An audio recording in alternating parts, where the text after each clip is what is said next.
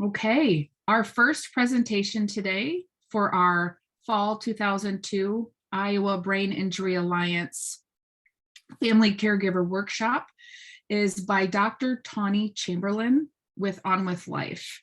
It is entitled Redefining Identities and Maintaining Boundaries as a Caregiver.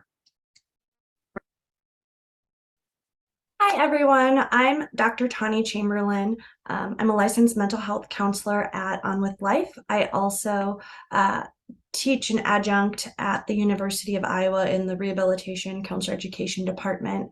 And kind of my specialty at On With Life, and more so with counseling, is working with individuals who've sustained a brain injury, stroke, or other kind of complex kind of neuro disorders, and kind of help work through them through kind of all aspects of mental health, but also mental wellness, and help them adjust to that process. But not only the individual, but also the caregivers as well.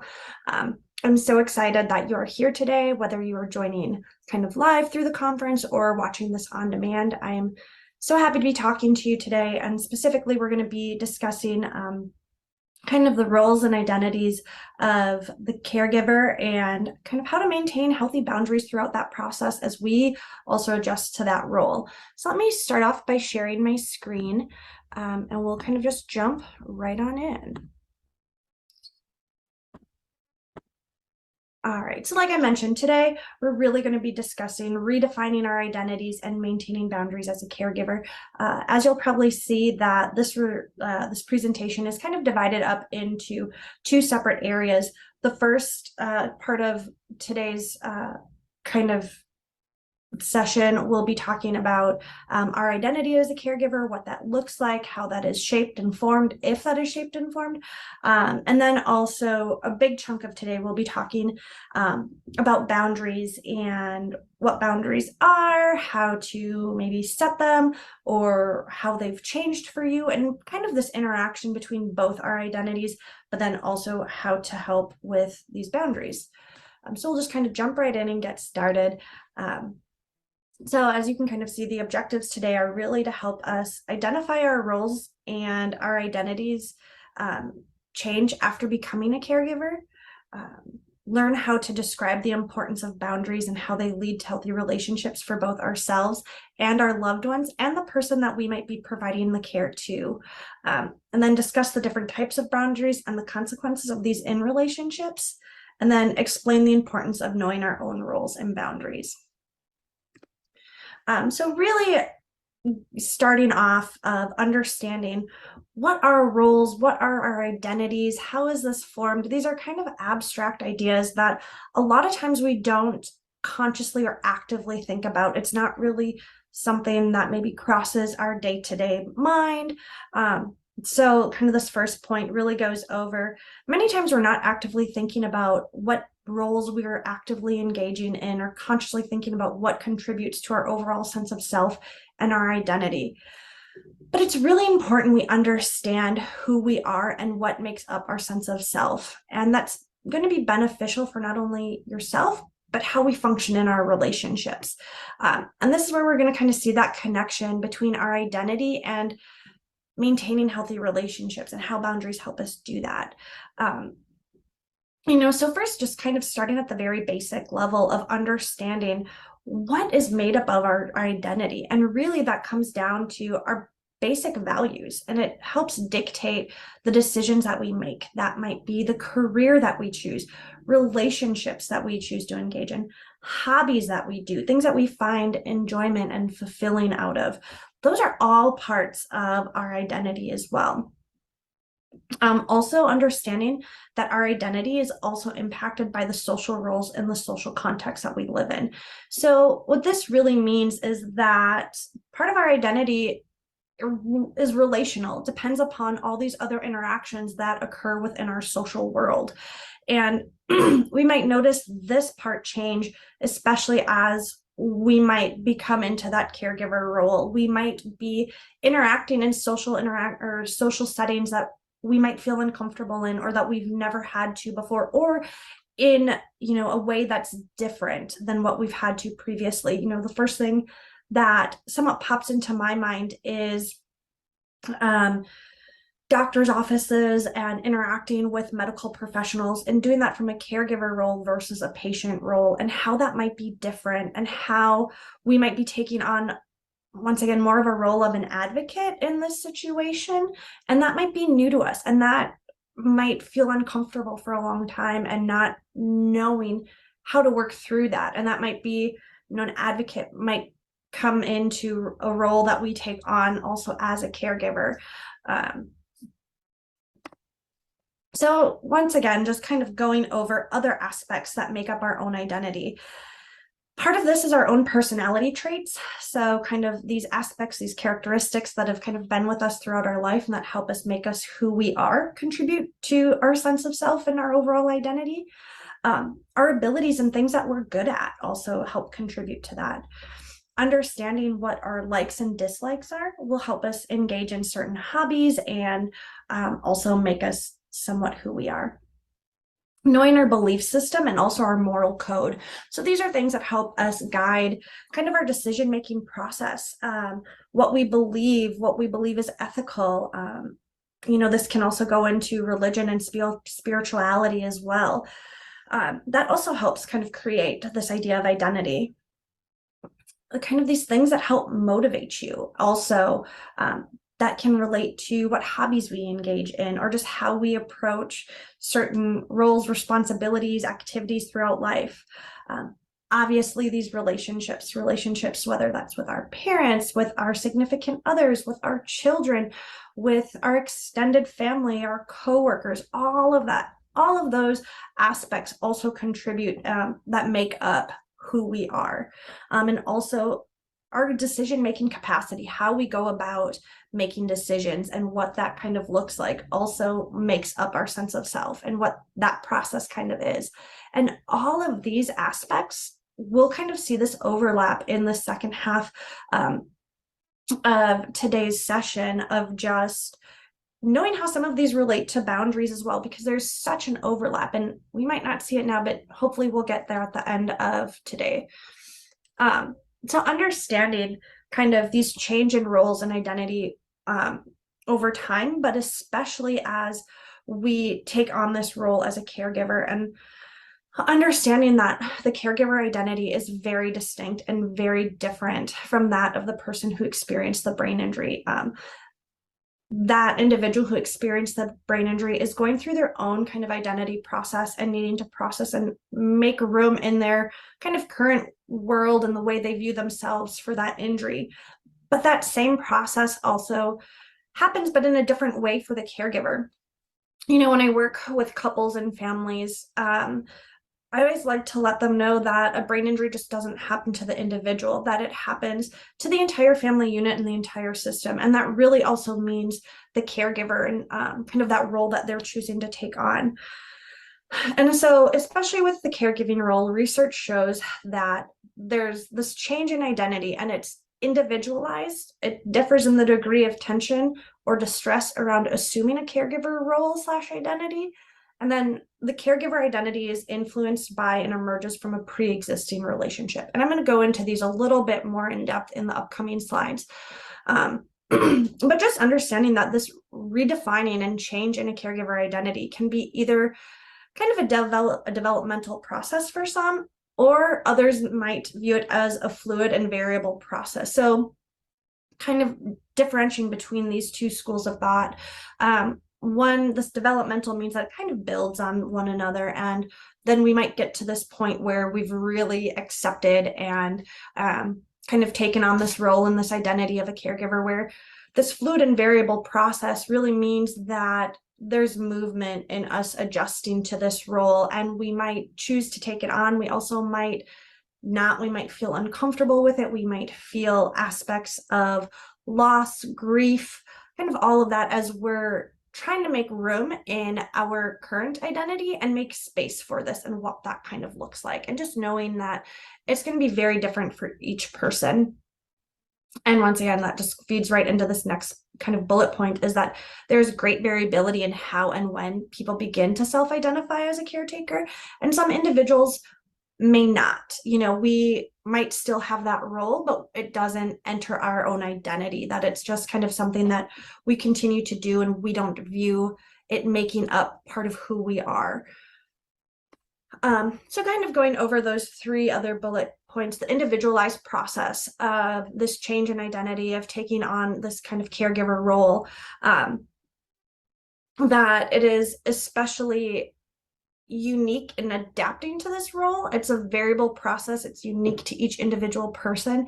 Everyone processes this differently, and kind of comes about it at their own unique way. And part of that is each caregiver situation is a unique situation, right? No two are the same. It's kind of similar to the same. I'm sure many of you have heard that no two brain injuries are alike. And the same is with kind of coming to terms with this new identity that we're adapting.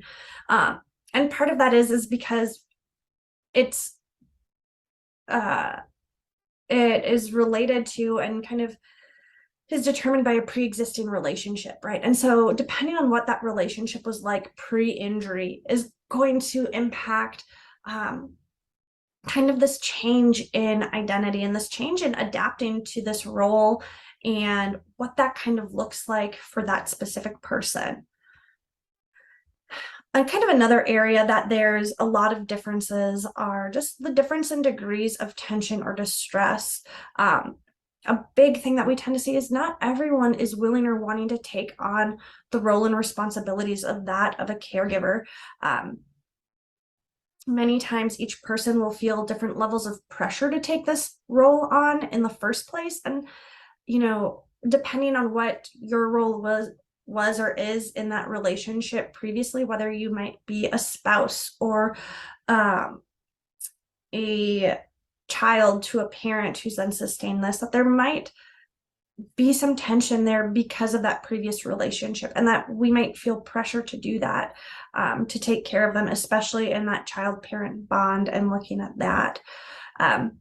There are also differences in concerning the roles and duties that are involved in the caretaker role. And so once again, knowing that no two brain injuries are alike, that there's also no two roles and responsibilities that are alike in the caregiver role as well, that everyone has different needs, and that also relates to the caregiver as well and what those responsibilities are.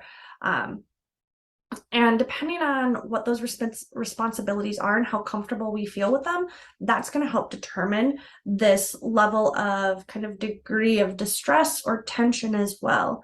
And so these are decisions that are inherent to the caretaker role, and that can lead to really the differing levels of tension or distress for some individuals.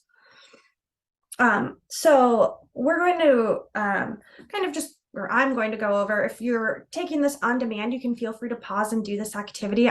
This is one of my favorite interventions to introduce when I'm working with caregivers and also individuals with brain injury. But there's an intervention that allows us to kind of map our identities. And so if we take a few moments and try to think of all the identities that we hold and the roles that are associated with them, understanding that some kind of identities have a lot of different roles and responsibilities, and some might not have a lot. And part of this is understanding how much of a time commitment, how much of a mental energy is this role, how much responsibility does this role take? And so by mapping this out, we do this on a pie chart. On the next slide, I'll kind of show you my own example. It allows us, once again, to give that conscious effort, to give that thought of, hey, what am I identifying with? What are the roles that I'm taking on that maybe seem to be taking up a lot of my physical time, but also maybe a lot of my mental time or my mental energy, or that just have a lot of responsibilities that might feel heavy? Or sometimes just mapping this out really gives us clarity, and it also might identify some areas that aren't necessarily congruent with what we say we identify with, right? So I'll just kind of show you my example. This is kind of an example of an identity pie chart. I did this more so for myself, so you can kind of see that I'm obviously a mother to two small children, so that takes up a big chunk of my time. Then also I kind of identified this other role as this wife slash household manager. That just means I'm, doing a lot of things with my husband and or trying to kind of keep our house running smoothly, whether that's keeping up on laundry or, letting him know what groceries we might need, or kind of divide and conquering some of those household duties that need to be done. You can kind of see here that obviously I identify also as a counselor, and that also takes up kind of a decent chunk of my time. But in addition to doing counseling, I also am an educator. Like I mentioned earlier, I adjunct and teach at the university. So, kind of chunking out this piece of this pie of things that we identify with. And then looking at these other aspects, I've identified myself as a daughter, a friend, and a runner as well. So understanding how much time, like I said, but more so this is identifying some of the physical time that some of these roles and these identities really kind of have. And what's important is understanding that this is not a fluid, or this is not a static kind of process. That this pie chart, this map of my identity looks very different than what it did, even just a few years ago. When I was a student, when I was obtaining my PhD, some of these roles didn't even exist, and I didn't even identify as some of them. And so these wax and wane over time, and some take up more space in our life and some take up less space over time. And I think understanding as a caregiver, what I tend to see is that people really struggle at times fitting this in, and how this caregiver role really impacts these other identities that we have. Because when we take it on, we have to learn how to make space for it in our life. And a lot of times it might take up more time, more energy.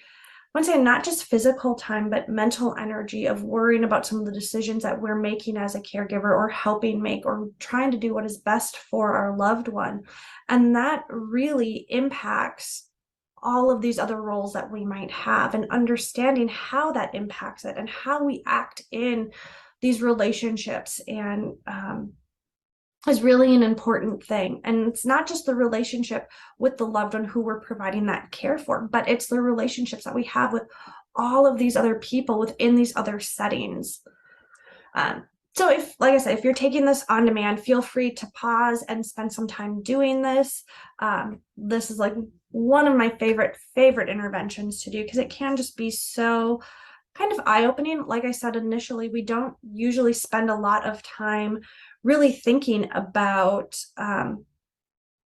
where we spend our time, what we identify with, what shapes our identity, and what roles we really take on. So sometimes having a physical mapping of this can really help us identify some of those things. So like I mentioned earlier, this is just our identity pie chart is fluid and changes over time, as does our own roles. Many times when we map out our identities, we tend to recognize what things we are prioritizing and what things we are not. So a lot of times we might say we prioritize certain aspects of our life, and they don't end up on our pie chart, and that's okay, right? It's more so recognizing, okay, is this a priority for me? How do I make time for it? How do I dedicate that into my identity, or make that part of my roles and responsibilities? And then there may be roles, responsibilities, and some other identities that we identify with, but don't end up on our pie chart. That could simply because we, might just not engage in that role all that frequently. And so we still might heavily identify with it, but when we look at the physical time spent on some of those things, and or the mental energy, we just don't have maybe space in our pie, so to speak, to make it onto that. So and so this is where we're going to kind of see this transition from talking about our identity, but then also our boundaries, and understanding kind of the connection between these two. So hopefully we have a better understanding of what our identity kind of is, and how it helps shape our relationships, and kind of how we function in both of them, right? Not just in one of not just in the relationship camp or our identity camp, but it's that it's that intersection between the two. And we're going to kind of explore that in this next session, next part of the session. And so kind of going over, or just also helping us understand that our relationships are inherently driven through boundary setting. We'll talk about boundaries and just how important they are to healthy relationships, and understanding how these boundaries might change as we take on this role as a caregiver.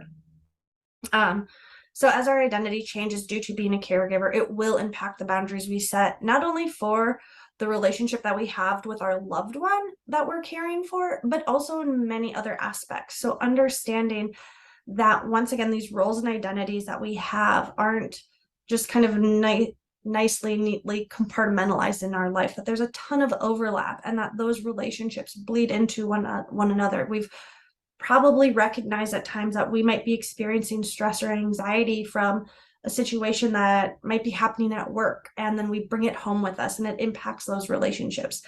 The same things happen as our role as a caregiver, and it's kind of mutual. It goes back and forth, and it can get very messy. So kind of understanding how we operate in those can kind of help with that as well. So before we kind of talk about that intersection between boundaries and relationships and our own identity, we kind of need to start off with just understanding what boundaries are. I think a lot of us maybe aren't aware of what boundaries are or what they can all do. So just kind of helping us clarify what that is. And boundaries really are the expectations and needs that help you feel safe and comfortable in your relationships. Having strong boundaries and expectations in relationships help you stay mentally and emotionally well.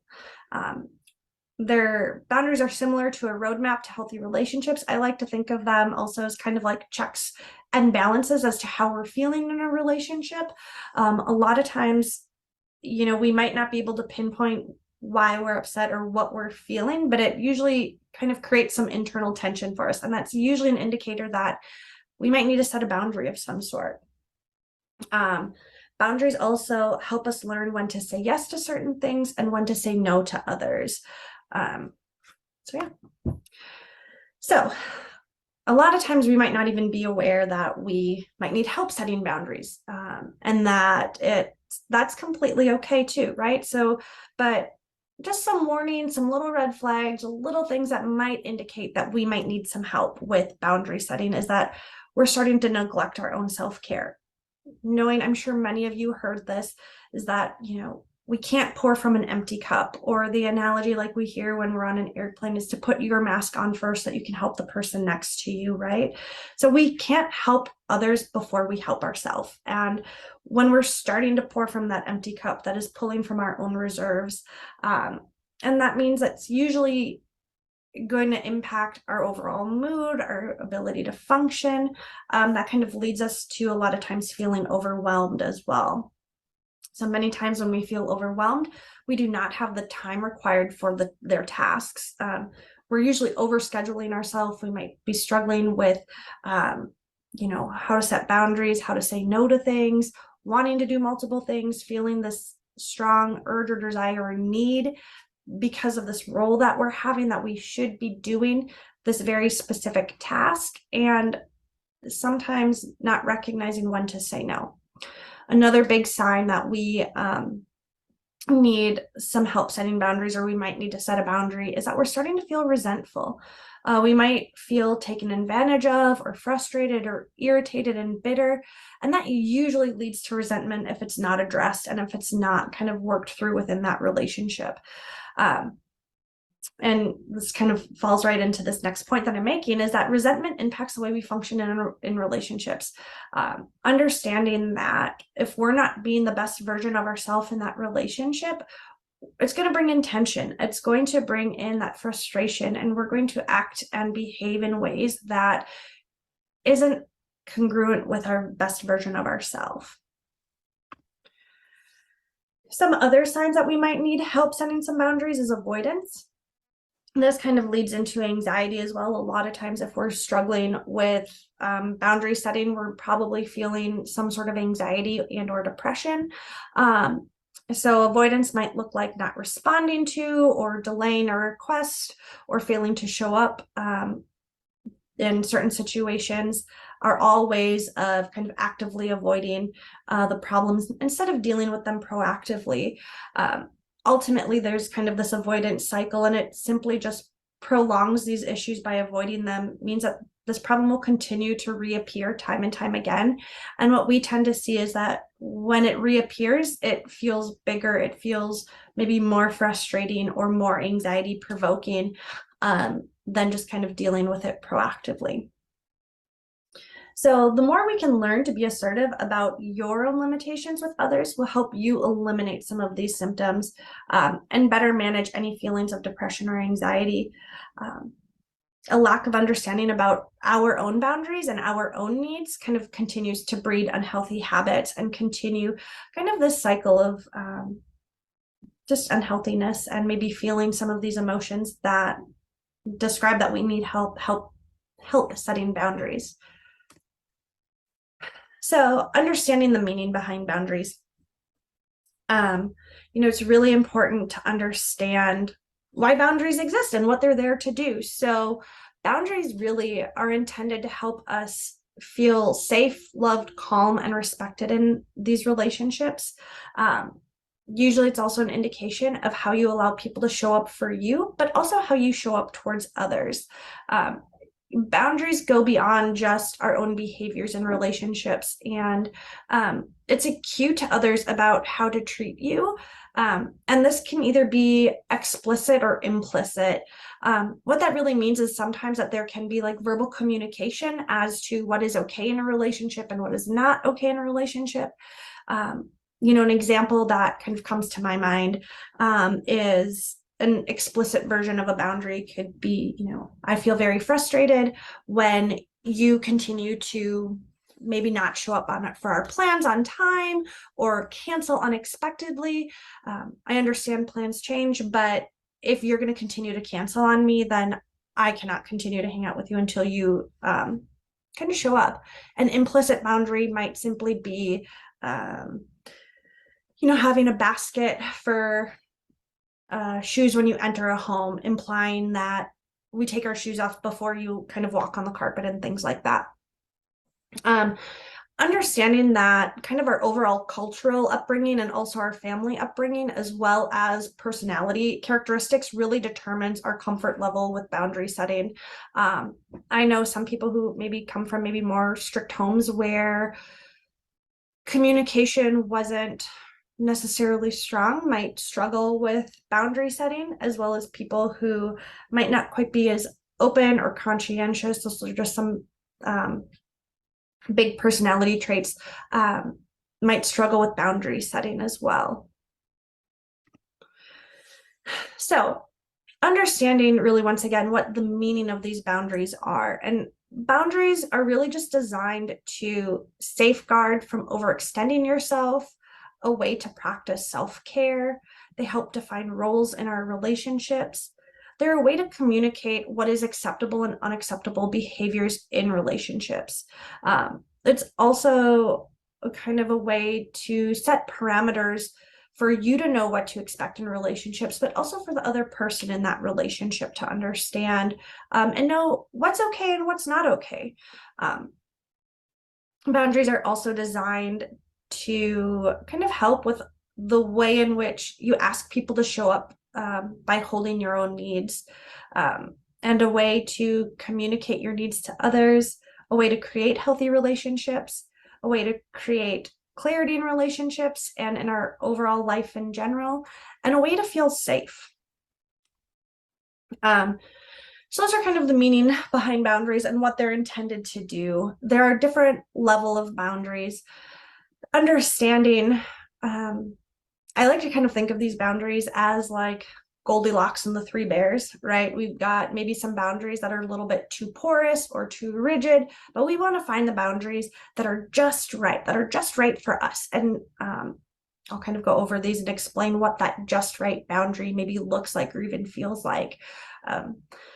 So understanding that we might have porous boundaries, and that means that these are weak or poorly expressed and usually are unintentionally harmful. Example of porous boundaries might include oversharing, being codependent, kind of enmeshment in relationships, this inability to say no, people pleasing, feeling as though we need to do something or we should to do something. I also like to think of these porous boundaries as we struggle with maybe being a little bit of a pushover, or we struggle with saying no to others because we want them to like us, or we should be doing those things instead of what is actually needed for ourselves in that moment. Rigid boundaries kind of involve kind of shoving other people out, involve building up walls to keep others out as a way to keep yourself safe. Rigid boundaries are meant to build distance. Examples include, never sharing, building walls, avoiding vulnerability, cutting people out, having high expectations for others, enforcing strict rules. A really big thing with rigid boundaries, and a tough thing about boundaries in general, is that there's flexibility there. That what some boundaries we set in some relationships are, they work and they're okay, but boundaries are going to be different across the relationships that we have. I'm going to have different boundaries in regards to what I share with my husband or my mother or my coworkers. And that rigidity in boundaries, we tend to we see it as fixed thinking, right? It's kind of like a one shoe fits all, or a one size fits all. And we know that boundaries are not that way, that we have to really look at the context of the relationship and understand, okay, what is kind of happening in this relationship? So understanding, what does that healthy boundary look like, right? So this is where Goldilocks comes in, right? Healthy boundaries are kind of right smack dab in that spectrum. On one end, we have those rigid boundaries. On the other end, we have the porous boundaries. Healthy boundaries are that nice, sweet balance of, okay, this is just right, right? And it really requires an awareness of your emotional, mental, and physical capacities combined with clear communication. Examples of clear and healthy boundaries include being clear about your values, listening to your own opinion, sharing with others appropriately, having a healthy level of vulnerability with who have earned your trust, being comfortable saying no, understanding that also this is dependent upon other stressors that what we might have going on in our life. So understanding that, saying no is an okay thing if we have a lot of other stressors going on, and that we need time for self-care and not self-neglect. And also a unique thing is that boundaries are inherently a part of self-care. Understanding that self-care is not always just taking a bubble bath and, kind of checking out, but it's more so these little things throughout our day-to-day life that impact these relationships. And that's what boundaries really help us do, is to set those limitations, not only for ourselves, but for others as well, so that we feel healthy in those relationships. And understanding that, once again, each of those relationships, each of those boundaries in those relationships are going to look different, partially because of the roles and identities that we have, and that those also impact the boundaries that we have. So there are 6 types of boundaries. We have the physical boundaries, and these are regarding just kind of our overall physical space, the space that we operate in, our own physicality, but also closeness, like physical contact and closeness. An example of a violation of the 6 type, or of a physical boundary, would be kind of forcing hugs, kisses, hand holding. Also, a big one is invasion of privacy. So that could simply be scrolling through someone's text messages, or reading someone's private journal, things like that. That's kind of a violation of a physical boundary. Sexual boundaries, these obviously also deal with our kind of physicality and kind of our overall intimacy, and just kind of connecting with another person, both, once again, in that idea of physical touch and also emotional intimacy as well. examples of kind of violating a sexual boundary could be comments about someone's sexual appearance, sexual innuendo, sexual jokes, things that might make you feel a little bit uncomfortable because of the nature of the joke or the comment or the things that they're saying about you, and the fact that it might have more of that kind of like sexuality component to it. Intellectual boundaries kind of really revolve around the right for us to have our own set of beliefs and our own set of opinions, and that every one of those is different for each person, and it's coming from an aspect of respect, and that we're going to respect other people's differences in opinions, differences in sets of beliefs. So examples of violating these might look like calling someone names for their own beliefs, or yelling or stonewalling during a disagreement, and maybe using insults to like insulting that person because of their belief system. Emotional boundaries really hit on the right and validation for us to share our boundaries. This really deals with being in a safe relationship that allows us to be able to share openly how we're feeling and be respected, that we are allowed to experience a feeling and share it when it's appropriate, and understanding that hopefully that person that we're sharing with our feelings to is going to help validate that. Kind of some examples of violation are oversharing, which really, once again, understanding, okay, is this the time and the place for me to be sharing this information? Do I have that level of relationship that I should be sharing this with this person? It also might look like someone invalidating your own feelings, saying you don't feel that way, or you're making a big deal about this, you're overreacting. Kind of gossiping as well is another big example of an emotional boundary. Looking at also material boundaries. So these, obviously, material boundaries really deal with our own possessions and kind of the things that we own or the things that we might lend out to people. So kind of examples of this might be using things longer than we agreed upon, or returning possessions in a poor condition.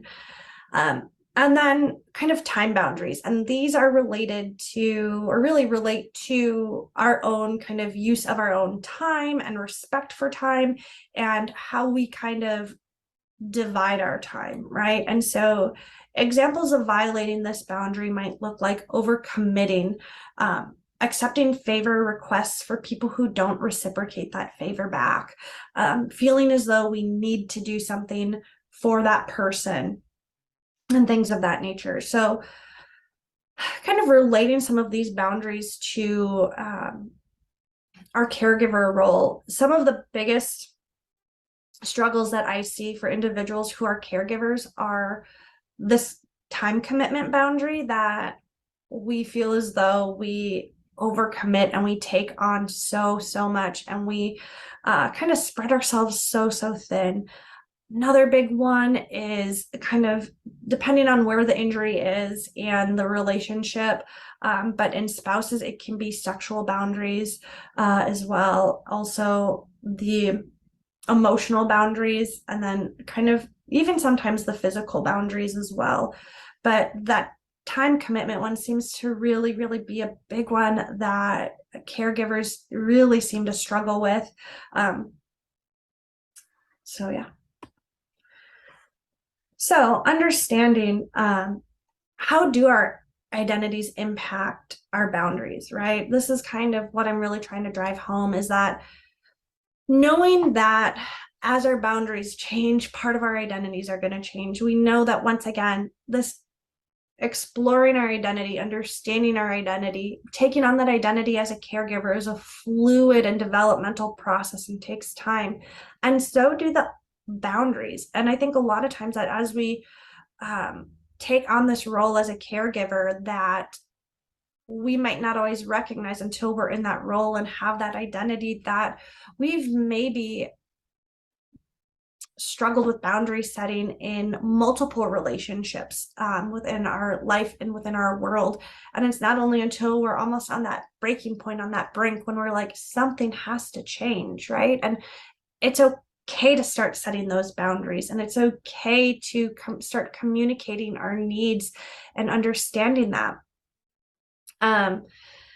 So understanding and knowing that our roles and responsibilities that contribute to who we are is fluid and ever changing. It's a big process that impacts our expectations and relationships.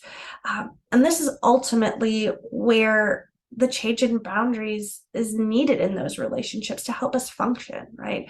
So understanding that it's okay to recognize that, hey, before I was a caregiver, I didn't need as much, maybe support or, understanding, even support in, physical support or time commitment support, that, if we're needing to pick up the kids from school and also take mom or dad to a doctor's appointment, whoever we're providing that care to, that, hey, I need maybe a larger network. I need a larger kind of community to help me with this, right? And so knowing how those boundaries change, knowing how that roles and that identity, or the identity, impacts the change in those boundaries is such an important component.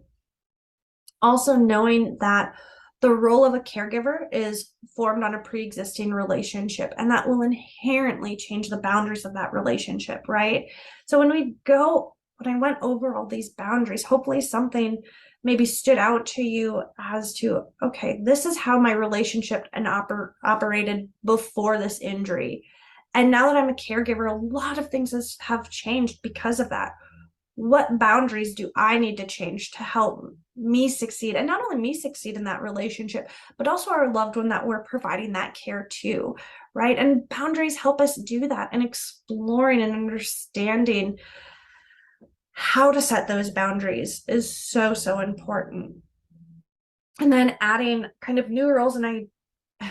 in new roles and identities impacts the roles and identities that we've previously had, which also changes the boundaries we need in these other previous roles, right? So going back to kind of that mapping of our pie chart and our identity, and understanding the intersectionality between those other roles and those boundaries that we've held in those roles and relationships, but how that new role as a caretaker impacts all of that, and how that changes what we need out of those relationships, and how boundaries can help us get what we need from those, right? Whether that's asking for help or saying no more often, or knowing I'm not going to overcommit myself. I'm going to make time for myself, and kind of things of that nature.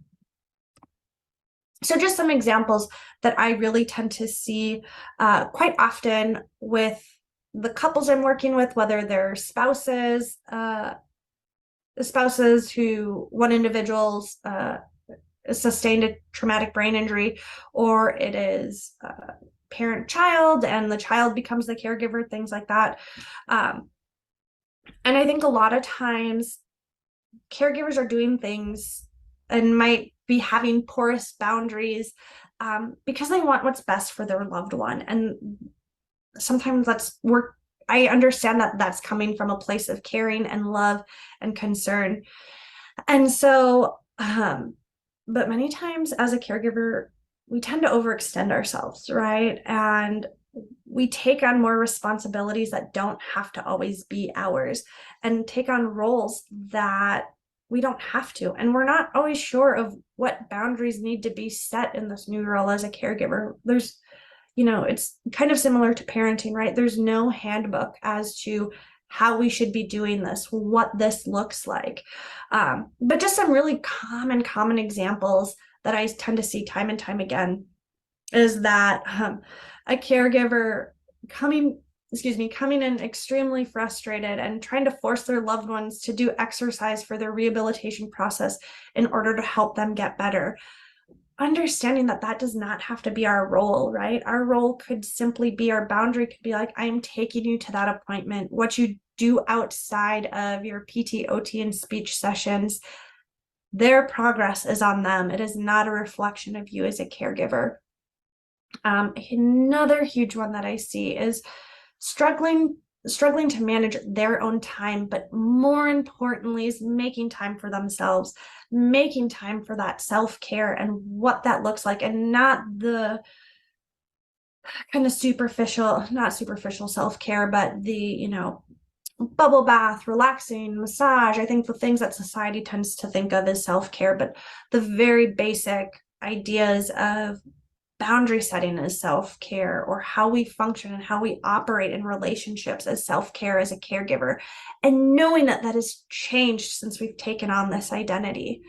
And then another really big example is managing other roles and relationships kind of congruently with this new role as a caregiver.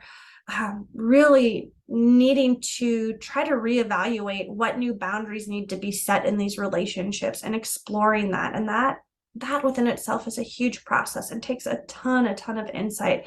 And it's hard to recognize that. Sometimes it's very hard to pinpoint on your own what changes have occurred and how they've impacted these relationships and these boundaries, and how we kind of juggle those multiple roles and multiple identities that we hold, and how we make space for that within ourselves and within our life. And so that is kind of the end of my presentation. And these are the references that I've had. And so I thank you all for joining me. If you have any questions, comments, you can feel free to email me. My email is tawny.chamberlain@onwithlife.org. And I appreciate you so much for listening to this. And I hope that this is you've helped gain some insight into your own identity, and also helped you maybe recognize some areas that we might need to help set ourselves with up some boundaries to help us succeed in our relationships. Thank you.